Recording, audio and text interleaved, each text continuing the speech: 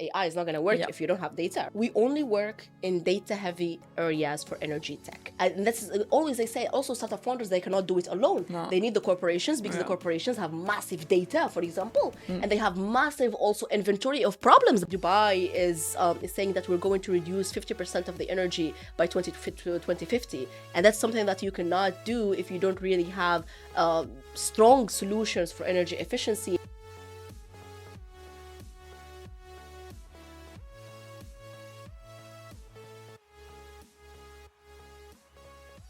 Hi, Chada. How are you? Hi, Margot. I'm great. How are you? I'm good, thank you. So you are a tech entrepreneur, an investor, you're an advocate for women, you have very strong convictions on sustainability, and you're as well in the top 50 of the most influential women in the UAE. I am super honored to have you with me today. Likewise. Thank you Yeah. for having me in here. Can you start by telling us a bit more about who you are, what is your background, and what do you do today? Absolutely, with pleasure. So, as you mentioned, my name is Chada El Islam Benmahcene. I've been here in UAE for about 10 years now, actually, around that time. I'm a tech product leader Mm. and now entrepreneur. And I used to be, and I was talking in my TEDx talk, I used to be, even while I was in corporate, I'm more of an entrepreneur. Yeah. So I always actually had that, I would say, drive to create something new and to build something new and likewise. So I started my career in the tech industry as a software engineer, actually, in one of the startups in the US. And that's basically where kind of like, I started getting into the tech world. I worked for some time for Microsoft, for universities, and then I got into GE, General Electric leadership program for digital technology leadership program. And that's where I moved a little bit actually around the world, working in the US, working in France, working in Italy, and then basically getting here to UAE where I installed. And then I moved to Baker Hughes, kind of like getting more actually specialized into the energy world as well and the energy tech. And I led the digitalization project, whether in e-commerce or supply chain, until the latest role where I was director of digital sustainability. So I was building products in the sustainability sphere and also commercializing them afterwards. And that's kind of like, a little bit of my career, really, I would say, summarized. And today, and you asked me, what do you do today? Yeah.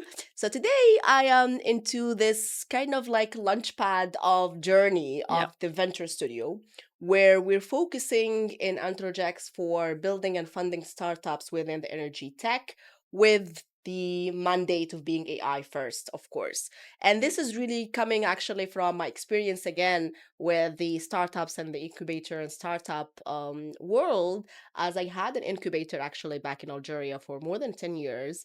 When I first graduated from Egypt, I had both computer science and business administration background, and it was like, hey, we can do something around that. So I had an incubator for 10 years, and this now we're turning it. Actually, we're basically pivoting it into a venture studio where we focus on building those startups as MVPs, and then we call in or we recruit basically the co-founders who align in their mission with ours, right? Or they have an idea that's actually close to ours as well, or complementary to one of the ideas, and we build together. We get into the journey together. So this is the exciting journey that I am in, and I'm happy to deep dive into it and Yeah. what we do afterwards. Yeah, me too. You had 10 lives. It's very impressive. You have so many hats.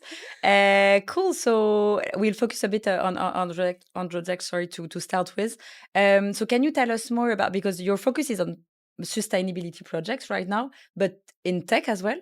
So I'd be interested to know a bit more about the project that you created for now, and how do you, I understand it's a bit like a founder factory. So you have the idea, and then you find a CEO or someone to basically build it with you or for you, and you support the startup. So I guess you can't have 20 projects at the same time. So 100%. can you tell us how many projects you have and what are the main objectives of this? Amazing. You asked a really great question. I think basically maybe for the audience as well, I'm just gonna go a little bit, take a step back and Yeah. kind of like give the definitions, right? Yeah, that The would be great. definitions of like the incubator, the Yeah. accelerator, the Yeah. startup studio, all of this. So basically, when we say incubator, we're talking here about the idea stage where actually you bring in the entrepreneurs or those who are kind of like already good in their own domains, operators, and so on and so forth. And they have some ideas and they want to get into the MVP stage where like, okay, let's accelerate it. How can we get a product in place, and then really see if that product actually is appealing to the certain basically segment of customers, or ICPs we call them, the ideal customer profile or not, right? So that is something basically what we used to do before, and this is the definition of an incubator. The accelerator comes in later when you have the product, you have basically at least an idea of who your customer is, and then you're trying to basically accelerate it into the first revenue, into kind of like, let's get a little bit of attraction, real attraction into that MVP, whether it's a design partner, it's really basically the first contract, or so on and so forth. That's where really the accelerator comes, and you are also trying to make sure that this basically people are at least investable ready in terms of basically their first fundraising round, or as I mentioned, their first kind of like paying customer in that aspect. So this is the accelerator era. When we talk about venture studios, which is something, again, by the way, we're really getting to see more and more here in the region, and I'm so proud of that. It's basically the area where we're really having hands-on as investors, but not only putting the money actually in there and going on. That's not what we're happening. What we're happening is basically we're building and funding, especially in the very early stage, and then we're going on with the journey of the build until the PMF, or the product market fit, where actually you have the product market fit, you have kind of like, very considerable amount of traction, right? And then also you raised, or at least you co-invested with some external investors, because again, investors again, and getting really attraction from investors is a sign of growth, right? Yeah, of And it's a course. sign of you've got something really actually tangible that the market wants, and then also that the investors see basically the potential on, right? So this is why we basically stay with the idea, with the product, all the way until actually the seed, or a kind of like after the seed as well, is when it spins off from our venture studio. So you're asking me, Shada, what do you do exactly in your venture studio, Yeah. in EntrogX, and how do you really maybe recruit afterwards, as you mentioned as well? And I'll speak later on what are the MVPs or the products actually what we're speaking on. For us in EntrogX, we have a formula where actually we try to speed up also the idea stage in itself. Yes, we have people who are actually experts in the domain, in AI and energy tech, and we are, of course, kind of like tapping into this experience that we have. It's more than 40 years of experience actually altogether, or 50 years of experience. And what we're doing is basically that we're also partnering with universities.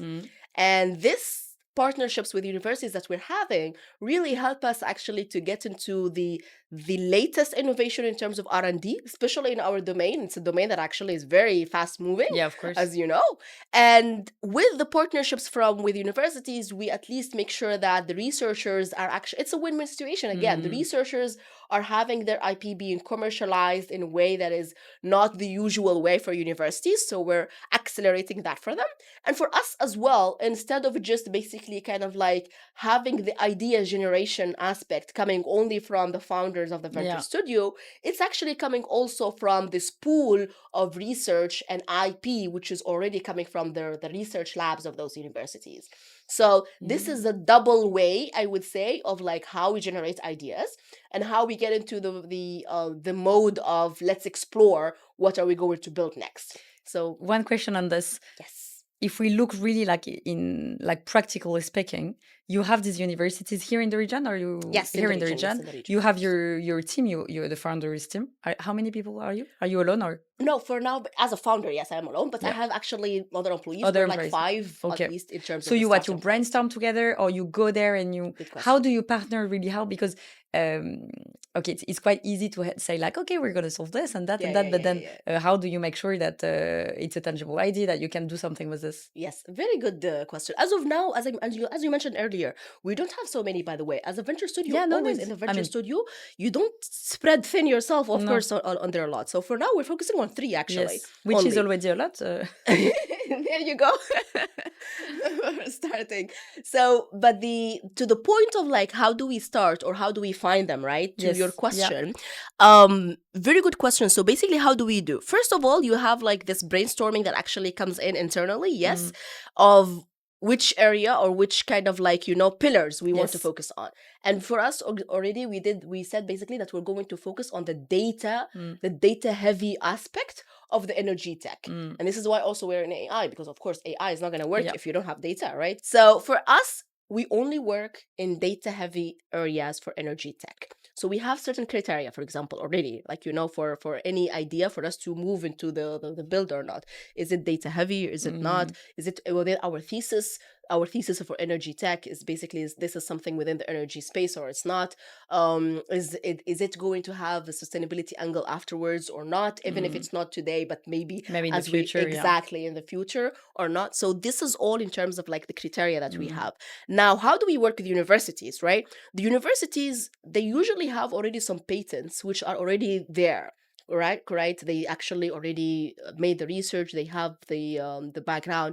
Now what we do is basically that, okay, let's come in and see out of this. Of course, they propose to us first. They After we partner with a certain university.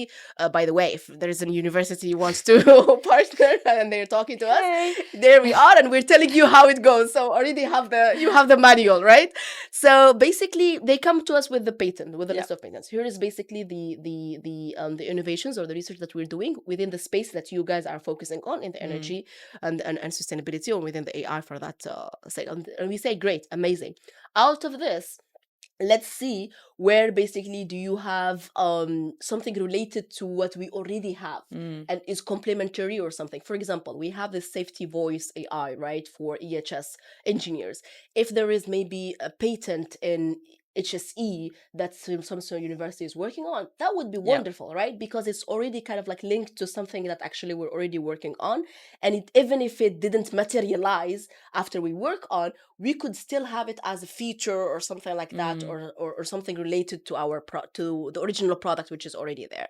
So that's one thing, which is, do we have something related to what already is basically working on in our studio? Is it something commercially viable? Yeah. Do we see is actually like, Yeah. having a path in commercialization or not? And usually we are the experts in that more than the universities, Mm. just because we already been in the industry, we've already seen the product, we already try to kind of like, sell some of the products and so on. So we usually Yeah. would tell them, this is commercially viable, this is not commercially Mm. viable, this is something to stay in the labs, and this is something that actually, yes, we can take it and we can productize it. Mm. Is it something basically that could be very scalable Mm. afterwards? In our Yeah. startup life, it's all about scalability, Of course. and it's also about fast growth. Yes, we will take time in making it a product. We will take time in terms of kind of like really maybe understand it and find the product market fit. But do we see an area for scalability or not? Of course, things change. Of course, markets change and so on and so forth. So we could be right, we could be wrong. But at least at that moment, do we see a foresight for scalability or not? So these are the main, I would say. Of course, there is Yeah, other these are the criteria, key ones. but Yeah. these Okay. are the key ones. Is it Mm. commercially viable? Is it related to what we're doing? And is it in the space or not? Mm. Once we have basically those kind of like all criteria, then we take it to our labs. We take it basically to our more of our product managers. We have product managers who would make something we call PRD, products requirement document. And based on that, they start kind of like, initiating what are the features we would like to see for this innovation and so on and Mm. so forth. They start talking to the experts. When they talk to the experts, by the way, these are both from the industry and the academia. And this is again something that actually we think in EntrogX Ventures that it's uniquely positioned for us, that we work with both sides here in the region, and not a lot of venture studios actually work with researchers and work with industry. So we do both. And as our product managers work with experts and with researchers, they're trying to get more and more defining the product, how it's going to look like, and what's basically all of those PRD, as I mentioned, the features and so on. And then we have our engineers and Mm. we start building. Of course, we build the minimum viable product, Yeah, yeah, the obviously. MVP. We don't build everything that we want to see. We don't start with building the Ferrari. We start with building basically Yeah. something small, Yeah. right? The first car that actually is Yeah. just going to Yeah. move, and test it out. And then we start testing. So by testing, we have also our pool of industry kind of basically connects, and we ask them, our beta testers, do you think this is something that actually you would Mm. use? This is something that solving basically the pain area and the problem statement as we think Yeah. it is. So we validate the assumptions, right? We validate the assumptions that actually we're not from that perspective, and then we start basically getting the attraction. If this is something that, yes, we see it with our beta testers is getting attraction, we go on either basically to, as I mentioned, co-invest and seek other investors, or try to basically sell it so that actually we can get the first traction and then the first kind of like funding Yeah. come to that idea, and the idea grows. Once we get the first check or the first kind of like payment, then we recruit the co-founder. And when we recruit the co-founder, It so comes quite late. yes, it comes Once you're quite. sure about the idea and you make sure that the fit between the person and the idea is there. Exactly. Why? Because again, we want to make sure that we're controlling, at least in Yeah. the very beginning, something that's related to what we want and something that actually is into our experience, and Yeah. we know that we can give you the support needed afterwards, right? If we hire them early on, they're still kind of like not sure what to do. Yeah, of course. You see, that's Yeah. the thing. And they may just lose the job because the product is not viable. Yeah. Exactly. The product is not viable. Okay. There you go. So this is why it makes sense once we get the first check, or we get basically the first kind of like, paid paid customer, to kind of like take them afterwards. And then here's basically everything that you need. You are now in charge. And of course, basically we can we keep the supporting, of course, because we're having the equity Yeah, but share at and least so you have on. an But owner and a there manager you for this. Yeah. go. Exactly. It's very interesting because it's exactly the same way of like building a product internally in a corporate firm. Like I interviewed Audrey, who built an AI lab for an airline group, and it's exactly the same. It's like the same.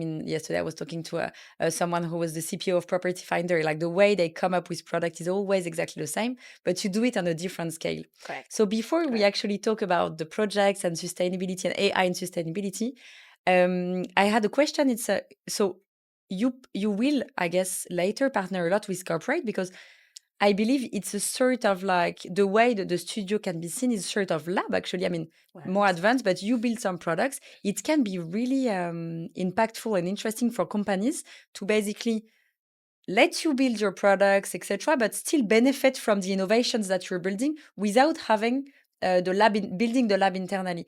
Is this something you do or you're planning to do? Partnering with because there will be your clients. Absolutely, you're spot on. I mean, this is something that actually we're seeing again more and more corporations coming into, and there's this model now which is like called Venture Studio as a Service, Yeah, where we're really kind of like providing our innovation muscle, let's say, to the corporations. A lot of corporations actually it's very interesting. want to get into the Yeah. field and want to stay relevant, right, in the ever-changing kind of like world that we are in, but they don't have that muscle, the startup muscle, which is very important. Again, you cannot just kind of like ask people who have been working for the corporate for 25 and 30 years to kind of like be as quick as the startup founders, and but as they can basically benefit from but the they connection. can benefit, definitely. And this is always, they say also, startup founders, they cannot do it alone. No. They need the corporations, because the corporations have massive data, for example, and they have massive also inventory of problems, by the way. And just the pain points and the problems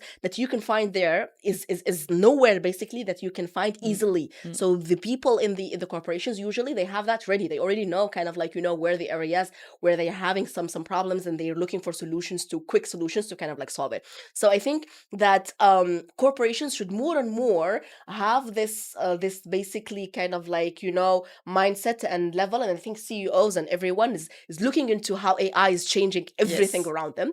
So if they want to stay relevant, it's very important to do that. So what we basically do, we do two things. Again, we're in the starting journey basically of our venture studio, but this is something in our plans where we want to offer the venture studio as a service. So we, as a starting point, as a consultation, we offer it to the corporations. And this one is specifically relevant for those who they don't want to have maybe a very big investment early on this, or they don't know who to hire, for example, for that, and so on. So we start with them in the very beginning kind of like journey of, here is basically how you set up your innovation lab, or here is basically the areas that you could easily have some quick wins in there, basically as you test those ideas and so on and so forth.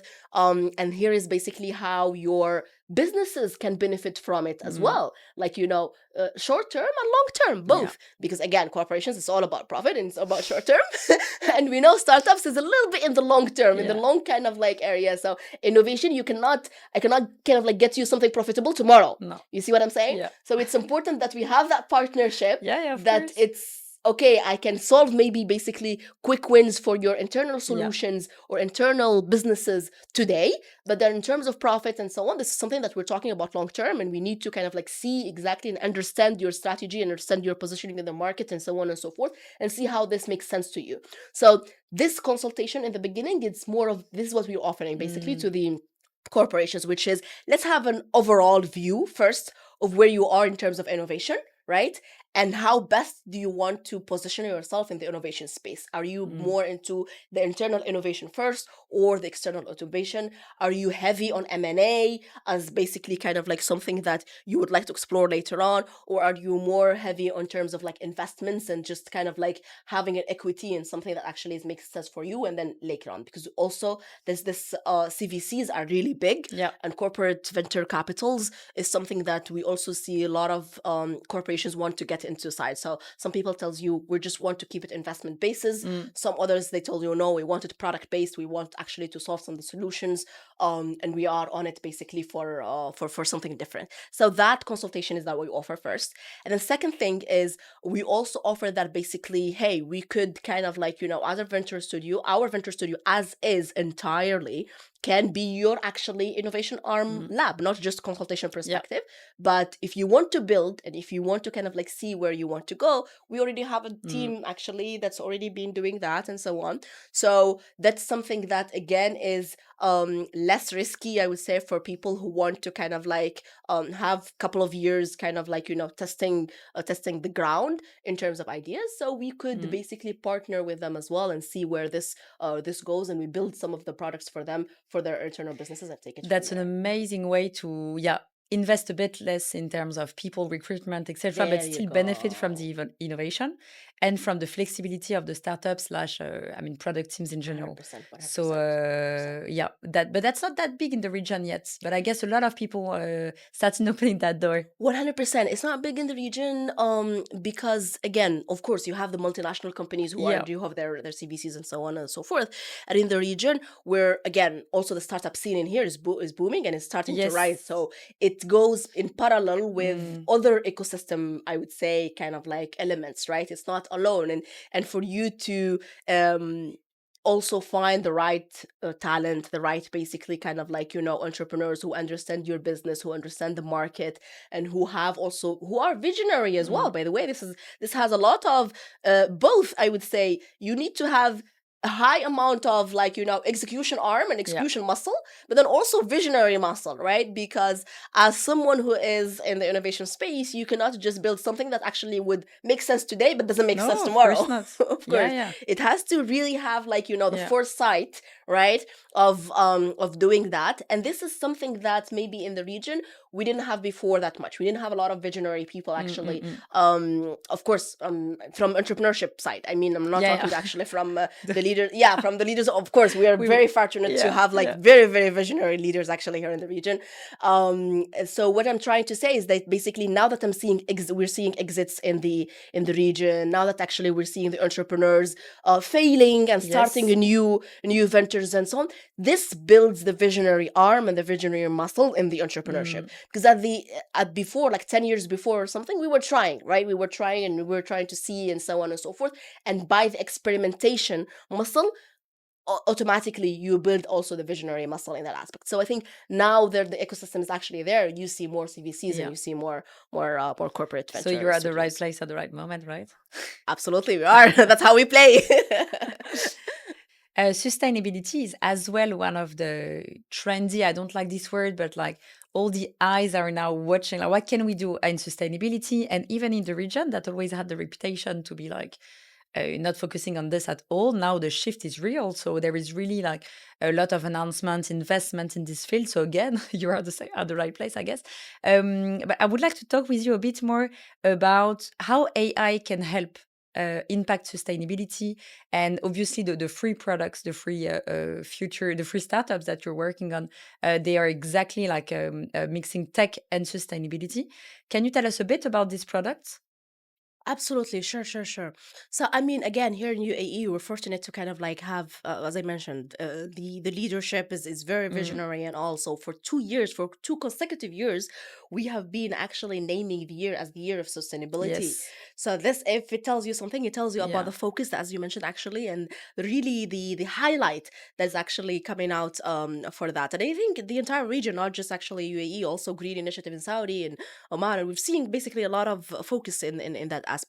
In terms of basically how AI can help in sustainability, I'm going to talk about what we're doing, and Yeah. then I'll talk in general, really, Mm, actually, perfect. how AI can help and support from that perspective. Again, we do know, so that actually people who are listening to the podcast, they're not kind of like critiquing everything we're saying, but we do that know that AI is expensive, and AI in Yes. itself, when it comes to the data centers and when it comes to basically the amount of energy is being used, it's very, very, very Yeah. huge. Yet we can at least basically be mindful in terms of how we're using it, and use it from other ways to actually minimize the impact on the environment as much Yeah. as we can, or use it basically as we're trying to go to the race of 1.5 Celsius, really, and trying not to get the planet Earth, Yeah. I would say, messed up Yeah, more but than actually it's it it's a is. balance to get. By the way, it's not 100%. easy because 100%. indeed we won't cover. It's not the point of the discussion today, but it is really like you consume so much energy in building AI product. I was reading something recently about like when you have a question that you can find on Google, just don't use ChatGPT. No, but in terms of That's energy true. It's consumption, more it's than the actually difference 10, is huge. 20 Exactly. times, actually. So it Yes, will yeah, come more. because That's true. now it's new. So AI, like people are really We just attracted have by that, but it's a question like we need to keep this in 100%. mind. And we have the Moore's law. We have basically this law that the hardware keeps getting better and Yes, better in exactly, general. exactly. And we cannot stop the innovation because things are No, expensive. no. It's just something that actually is there, and it's going to still Yeah, be there yeah. going forward. It's just that we know, or we trust that the technology is going to be cheaper, and hence the energy is going to be cheaper for it as Exactly, well. So that's exactly. something basically that we already know. Humanity has been like, delivering on that, Yeah, as we say. yeah. And in AI itself, we couldn't be able to have this massive kind of like Mm, advancements if not for the hardware actually innovations, and if it's not, that's something that actually we've been innovating on. yeah, So we know that the technology is going to be cheaper. yeah, Yes, it's not today, but it will come where actually the chips are way cheaper, and we can afford to have these now searches in ChatGPT rather yeah. than Google Yes, in yes. in a considerable Yeah, amount, yeah. right? But for now, let's see basically where we can use it, as you mentioned, Exactly. To in impact it the right way. exactly, exactly, exactly, exactly. So what we're doing, we're actually targeting in three different areas. For us, for example, we're targeting in digital twin, we're targeting it also in ESG reporting, and also in terms of basically safety and Mm, EHS. So basically HSE, or health, safety and environment, is another area basically where you can use a lot of AI tools. And what we're using is basically voice AI technology for HSE. So HSE engineers, instead of like taking so much time and taking basically some efforts or using their hands in terms of actually writing the reports, or kind of like having the incidents to go and kind of like assist with the incidents, now they have hands free technology to use that on the go. And mhm. it saves time, it saves energy, and it saves even actually lives, Yeah, literally, because they can now directly in the fields, whether you have a wind farm, or basically whatever you are in oil and gas field, or whatever basically it is, you are able as an HSE engineer to kind of like proactively assist to the incidents basically with your voice directly, even though you are again in a place which doesn't have really that much of network or something. So that's something we're looking for technically, and we're actually innovating in as well. And then you're able to report as well very, very fast from that perspective. So that's something that we're having in HSE perspective. okay. In terms of ESG reporting, everyone knows now that actually, and we just have the law actually here in UAE now, it's mandating to report on your scope 1 and scope 2, and that's something that basically that we didn't have before. But as we comes initially or previously, historically, corporations and the companies needed to actually hire environmental consultants and Mm, stay there for like 4 months, 6 months, just to crunch the data, right? And just to kind of like get all of their information in one place, and trying to basically really understand this data, try to understand the business processes and so on and so forth, in order to get the first draft of the sustainability report. And now with it being actually mandatory and you're even being fined if you don't actually report, you are really in a race with the clock, right? Yeah. On actually getting the right data in place, getting the right reporting, and so on and so forth. And now with AI, you could basically have your unstructured Mm. data coming up into structured basically manner and getting your first draft in few seconds instead of actually few months. Mm. And that's something in innovation that really we're again very proud of in that aspect, from this perspective. The third one is on digital twin, and we're really saying that actually we're revolutionizing the digital twin technology in here. The Google just actually, like, 2 months ago or 3 months ago, they launched a new product where they are telling that you could prompt directly basically the LLM with images. We are doing that actually a year ago now, so it's been a year where we're prompting basically our technology with images of the machine. So if you have a machine Oh, wow. or basically a factory where Yeah. you want to know how basically you could optimize the configuration for certain sustainability metrics or energy efficiency metrics specifically, then you only need to actually take a picture and then prompt directly the algorithm with our picture of it. Mm. And this is what we're doing. So it gives you all the details that actually need to do that or to reconfigure it for energy efficiency optimization, right? So for what So type of machines? I mean, for now we're focusing on certain type of machines, Yeah. obviously. And you will grow your. Exactly. For now, rotors and motors, but basically we're getting into more as we basically build the product and we get into it. So these are the three products basically that I mentioned, and out of basically what I mentioned in general, where we're seeing AI application can really make sense is Mm. energy efficiency Yeah. first and foremost. Actually, with AI, again, as the prompt, basically a product that I mentioned that actually we can only do it with an image, is something that it can be really actually, like, spread all over. It's not something that's basically something that we're focusing on because we know about the energy field and we know about actually our machinery, but a lot of other people can do it elsewhere. In terms of energy efficiency, we have just actually Dubai is saying that we're going to reduce 50% of the energy by 2050 in their energy strategy, and that's something that you cannot do if you don't really have uh, strong solutions for energy efficiency. And how do you want to really optimize your energy Yeah. consumption, right? And to monitor first. I mean, I'm not even Of sure course, people can 100%. monitor the consumption already. That's basically 100%. Of Yeah. course, it starts with the data collection. Again, Mm. we said that in the very beginning. This is why we said we play in the areas where it's data heavy, Yes, yes. because you cannot do anything if you don't have your data, if you don't No. have it captured, collected, and then really being able to structure it and understand Mm. it also from that perspective in the right manner, right? So that's actually all important. But AI can help you with all of that. Mm. Yes, of course, you need your hardware to basically kind of like collect and capture the right data, whether it's sensors or whatever it is, the way you're capturing your data. And then you would need AI to kind of like help you just really structure it in a manner that's understandable. First, are you able to understand your data? Mm. So we have AI to actually help you and support you with that. And then afterwards, are you able to use this data historically to kind of like predict what's the best way for you to use it in a certain way that actually is optimized and you're not using as much anymore because you already know your consumption patterns, for example. You know the seasonality, right? You know that actually in this season I might expect basically a higher energy consumption because of this and this and that. Let me adjust accordingly. Mm. I know in this season I'm gonna use less, for example, so let me again adjust in a certain way or a manner. I know, for example, anyways, these kind of patterns, AI is gonna like easily identify them and help you adjust accordingly Yeah. from that perspective. Also from parameters we were talking actually earlier, we know that buildings, a lot of, and the Yeah. construction kind of like sector in here in Dubai is really basically big. Buildings can be way more efficient than actually they are Yeah. using AI, in terms of the sensors, the lightings, and so on and so forth. All of that can be designed in an area in a certain manner that actually is more energy efficient than what it is. So I think energy efficiency in itself, as basically a theme and as a mandate, is something that AI can really help and support with. And I think we still did not see that many innovations in the area of energy efficiency.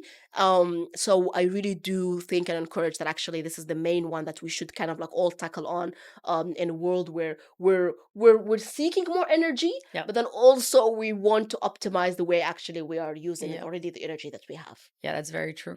And in the region, you were saying we have objectives as a country, but like for now, the companies, like corporate companies, they have objectives as well. They have targets, Net or it's zero, not yes, yet yes, yes. official That's a very good. That's a very good point. There are, because of it course, helps as well. Aman. of course, 100%, 100%. There are some companies who already declared their net zero strategy, and Yeah. they said basically that we're going to have our carbon neutrality objectives and so on and so forth. Obviously, those are more kind of like the foresighting kind of like companies, the ones who are actually in the front line of innovation and so on and so forth, the multinationals and your kind of like big companies here in the region as well. So this is great. Mm. And I think these are setting up the example for others as well, actually, to all of them have those targets. Because Mm. again, when you are a company, when you are a CEO or something, you have a mandate, but you want all of your employees to actually act on that mandate, right? And for them to be encouraged and to have actually that incentive, I would say, Yeah. to really support and to be part of the big players in the area, you need to have those basically targets as a company. Some even are actually targeting it with the financial incentives. There's this debate now that's happening. Are we doing it for the sake of sustainability only, or are we doing it because it's profitable?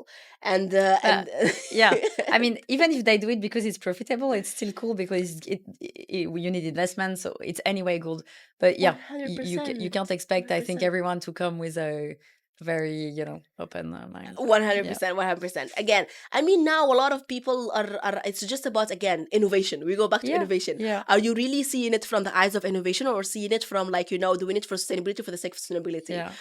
By the way, you now have fines if you don't do it. So that's actually one But that's thing. why I was asking, because if you have to Exactly. do it, I One mean, hundred it's percent. always a good way if you are forced to do it. If it's legal, if you get fined if you don't do it, then people will invest, and it's a good thing for the True, society. true, true. And then, by the way, as you're seeking into it, you're actually, if you're doing something on energy efficiency, for example, right? If you're getting basically some of the solutions for that, you're optimizing your costs. So Mm, you're having actually a lot less costs. You're optimizing your margins.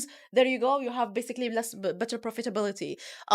You're also kind of like positioning yourself as green service or green products, so you're able to actually have premium pricing for yeah, whatever you are doing as well. And we've seen actually this green products and green service, for example, getting really high attraction in terms of even actually export or something like that. A lot of consumers, especially if you're in the B2C, I would say, play, then a lot of consumers would prefer green products and green services, by yeah, the way. 100%. So there you go. You've got actually an area or an avenue to basically, again, link Mm, it to profitability.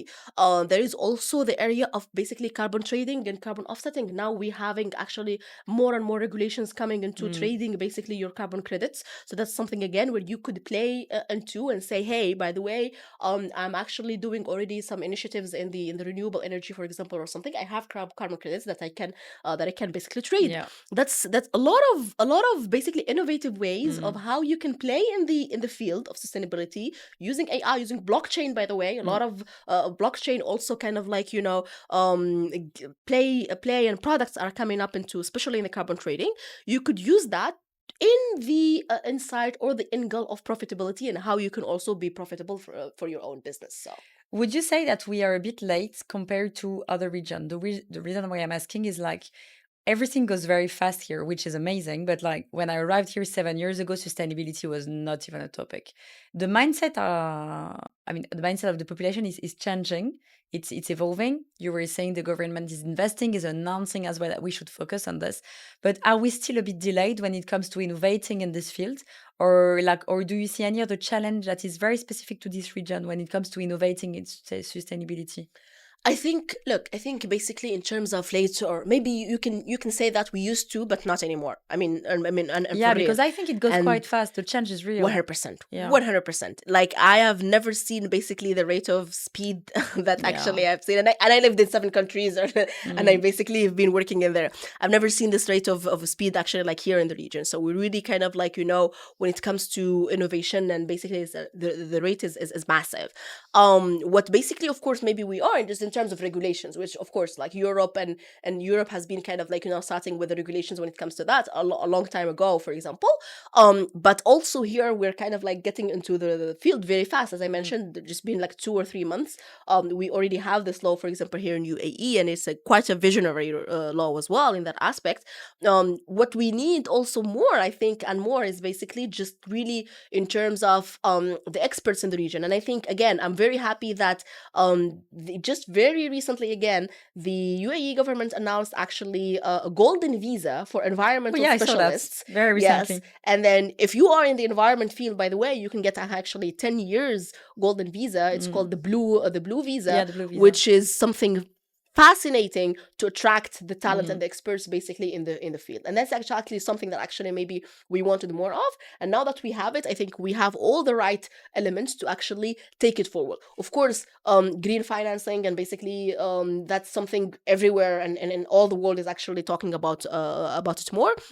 And I think now with all of that, we have the right elements to push forward and push forward.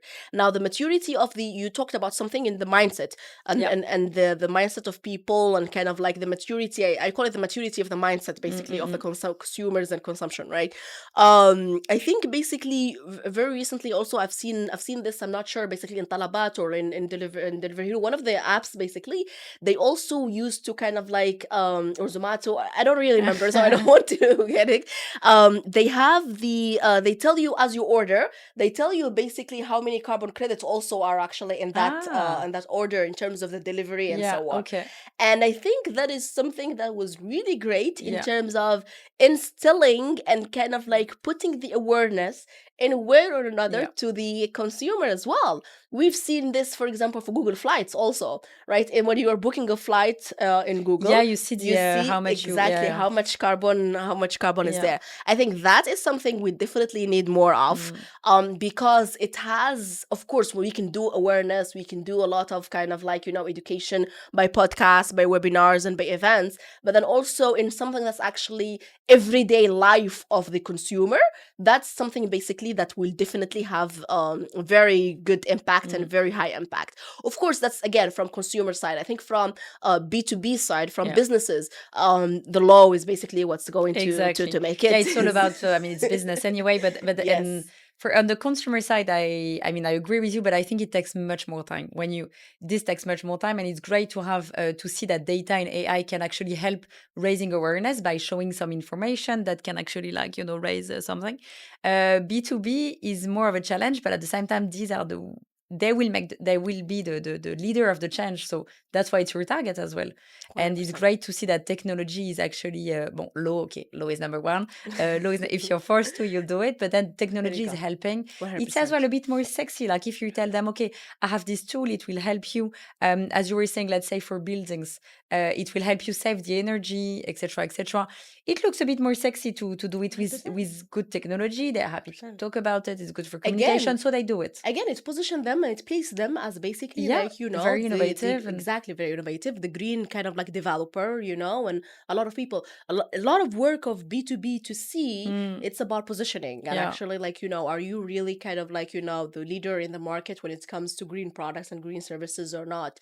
Are you also seeing this as a new revenue stream, by the way? And as I mentioned earlier, there are a lot of ways basically where you could have that placed in a certain way in your own products and in your own kind of like P&Ls and so on and so forth, in a way that actually makes sense for your revenue streams and for your targets, basically customers. So it's really kind of like a little bit of muscle of we call it also the founder mode or the entrepreneur mode, is basically are you seeing your business in a way that this is where things are going and this is where basically the innovation is going to happen, and how can I use technology to support me with that? Yeah, amazing. Oof, it's a lot. And what can we wish you? Like, what's your vision for your business right now? You have 3 startups. Obviously, what I wish for you is that these startups work and you can put them on the market, etc., etc. It grows well. If you had to, what's your ambition? Can you share with us your ambition with the studio? We want to be called the house of AI agents for energy. So we really want to be the focal point. We in will terms call you of like this. There you go. We want to be really the house of AI innovations when it comes to energy. I mean, the Middle East and Africa is really big in terms of energy, right? Yeah, And we know basically that AI alone market basically is in Africa only is basically 30 trillion, kind of like 3 trillion crazy. in terms of opportunity. And not only that, we have a lot of massive energy demands. And as much as basically population grows, like the innovation grows, the GDP grows, the economy grows, we still need a lot of energy. So the Mm, energy demand will always be there. And then, as they call it, basically, as His Excellency Dr. Sultan Jabir says, it's like we want more energy with less emissions. So yeah, when we say basically that we're looking for a sustainability on or green, we're not saying that actually we're not going to have energy. We're saying more energy, but then also with less emissions. So that's something that we want to look. My vision for basically the venture studio is that we want to really be the kind of like the target, or kind of like the go-to when it comes to AI innovation for the energy space in the region, and it's something basically that we're working on, and we're on the target in the target path for it. Hopefully, yeah. inshallah. Amazing. Just to close the discussion, because I would love to organize another session because you have so much to talk about as well on other fields that we've discussed offline, women in AI, and as well like the I think it will be interesting to understand more about the dynamics of the startups and the entrepreneur environment here in the region. But to close on this one, is there any takeaway you want to share or anything we haven't discussed that you really want to share today? I think we targeted actually a lot, and we talked about a lot of elements. I think it's just kind of like the message in here that I want to kind of like really, I want it to resonate with the listeners of the Mm, podcast. Is that a lot is happening, definitely. And as entrepreneurs and as investors also, and as kind of like players in the ecosystem, we really need to kind of basically see how we could position here the region in basically the latest innovations, and in putting together and working together and cooperating, and using the leverage that we yeah. have, right, the right way. Mm, Again, I think for us in EntrogX Ventures, we use the leverage of IP and universities and so on to accelerate maybe actually our innovation in the energy sector.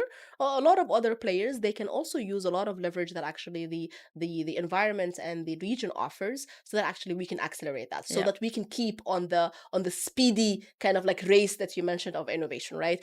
We are fortunate to have a lot of basically a lot of areas, and a lot of kind of like strong ecosystem players, right, in that aspect in the region. And I think it's really kind of like it's just a matter of, are we really leveraging all what we have or Yeah. not, or are we just kind of like putting our hat down and just focusing on the niche areas that we have. Yes, of course, maybe this is a strategy that's actually some people can Mm, do it, and mm, it may work, but for me and my personal kind of like convictions, it's all about the leverage and the collaboration, and what can we really do more together.